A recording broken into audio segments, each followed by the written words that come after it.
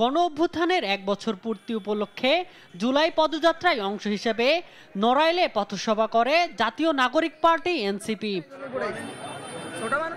বৃহস্পতিবার বিকেলে হওয়া এই অনুষ্ঠানে দলটির আহ্বায়ক নাহিদ ইসলাম বলেন, ১৬ বছরের ফ্যাসিজমের মতো আগামীর বাংলাদেশে কোনো স্বৈরাচার তৈরি হতে দেবে না এনসিপি। ১৬ বছরের যেই ফ্যাসিজম, যেই স্বৈরাচার, আমরা চাই আগামীর বাংলাদেশে নতুন করে কোনো স্বৈরাচার যাতে না হতে পারে।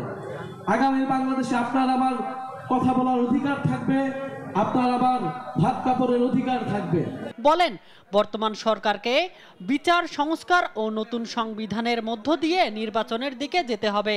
আমরা স্পষ্টভাবেই বলেছি, নির্বাচন আমরাও চাই, বিচার সংস্কার এবং নতুন সংবিধানের মাধ্যমে নির্বাচনের দিকে যেতে হবে।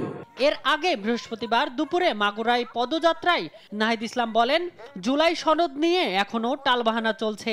সরকার এবং রাজনৈতিক দলগুলো ব্যর্থ হলে ৩ আগস্ট সারা দেশের ছাত্র জনতাকে সঙ্গে নিয়ে শহীদ মিনার প্রাঙ্গণে সমাবেশের ঘোষণা দেন তিনি।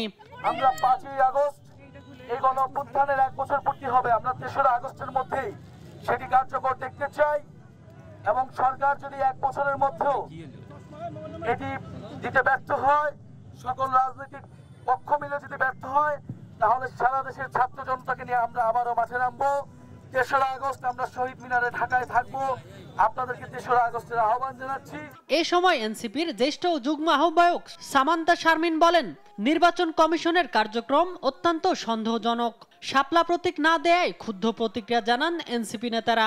এই ইসি শুরু থেকে প্রশ্নবিদ্ধ ছিল, শুরু থেকে তাদের কার্যক্রম অত্যন্ত সন্দেহজনক এবং তারা একটি দলকে প্রাধান্য দিয়ে, এবং এই ক্ষেত্রে ঐকমত্য কমিশনকেও দায়ী করতে হবে, এবং তারা একটি দলকে প্রাধান্য দিয়ে তারা তাদের যে এই প্রক্রিয়া সেগুলো বাস্তবায়ন করার চেষ্টা করছে। শামীম হোসেন, নিউজ ডেস্ক, দেশ টিভি।